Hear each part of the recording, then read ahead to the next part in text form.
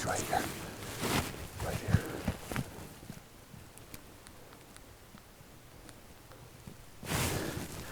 He's 70 right now. Oh, here comes another doe.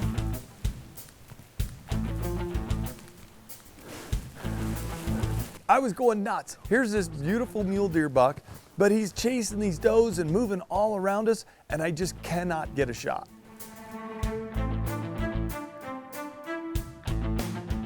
The buck and the does had no idea we were there. I was dressed to sit in a tree stand, so all of a sudden I'm starting to get hot. I'm like, I gotta peel some clothes off. This beautiful buck lays down and he will not give me a shot opportunity.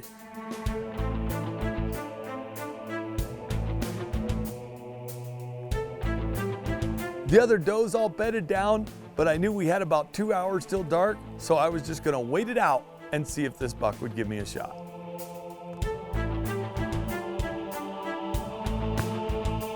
Well, twice the mule deer bedded down in different places. One time I drew my bow, but he just didn't give me the shot angle I was looking for, so I had to let down. It was killing me. Here's this beautiful deer. He's right by the barn. I just need a good shot at him.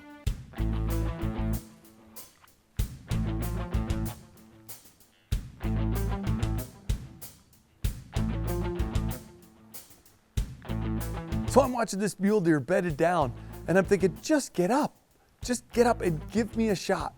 Nothing. The deer just stays in his bed like he's gonna stay there all night. Well, I was in a pretty good spot in the hay. I decided to just wait him out and see if he would get up again.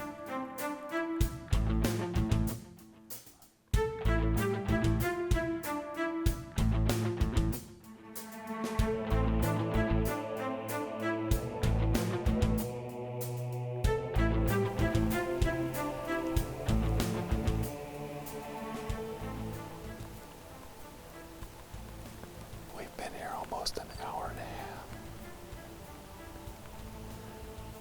That deer bedded down an hour and a half ago in his second bed spot. He's got one doe to the right of him, another doe in front of him. He hasn't gotten up yet. Hopefully, he will soon. All the deer are bedded right now.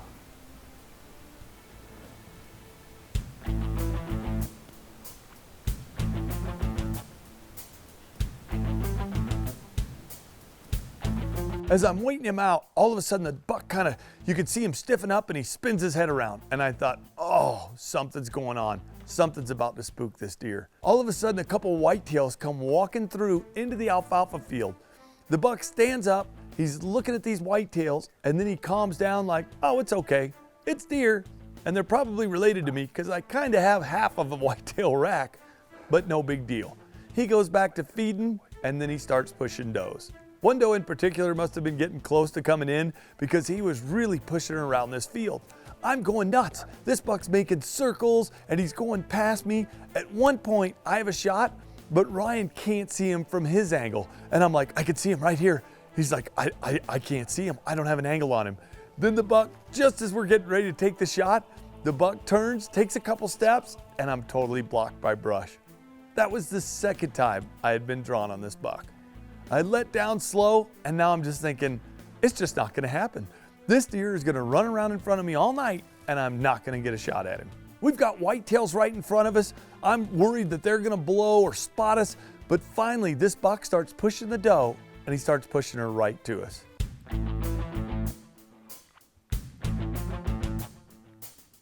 Now that's when your heart starts pounding. I'm like, holy smokes. Calm down, my heart's pounding, this doe's coming right at me, and he's following directly behind her.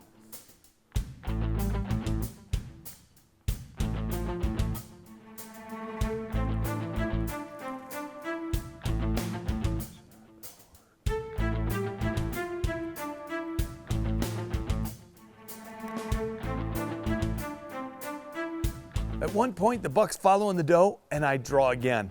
I've got him. 40 yards, he's perfectly broadside, but what does he do? He walks right back to the doe quickly and does not give me a good shot.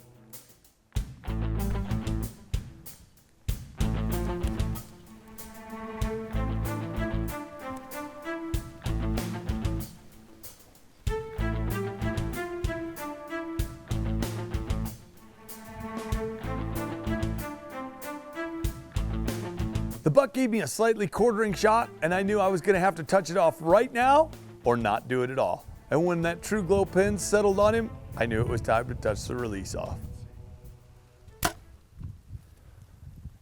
The arrow zipped through the buck like he wasn't even there. That Easton axis tip with a muzzy just blew right through the buck. Watch him.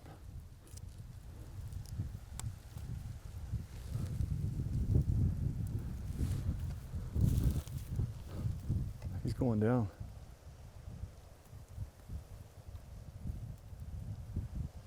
Watch him. He's fixing to drop. You want him? Yep. He's going down.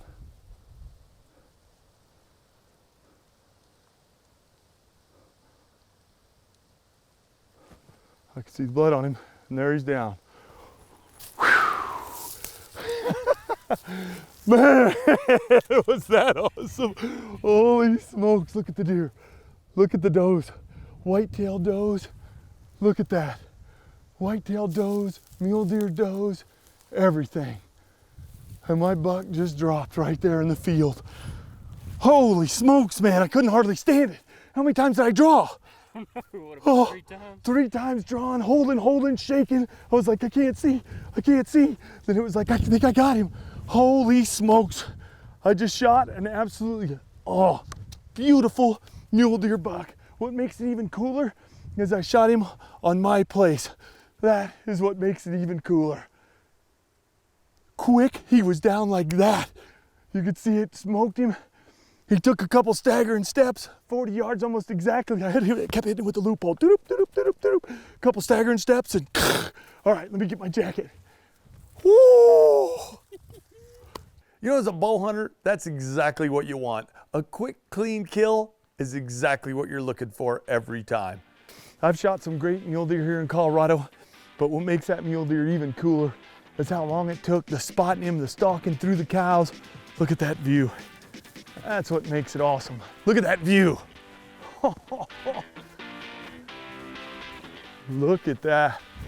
Just dropped right there. Look at that beautiful buck. Look at that. You can see the gap. So you see how it tails off? It kind of breaks off over here. We snuck along the other side, came around the back of the hay, came through, and look what we have. A beautiful mule deer buck. Look at that guy.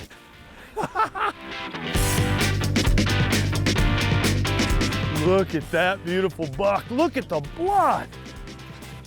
Look at that. That's what a muzzy MX3 will do right there. Look at this. Look at this. In our alfalfa, you could see I hit him when he was right over here. He ran to here and started just backing straight up. And look at the blood. Here's a beautiful mule deer I just shot, down in seconds.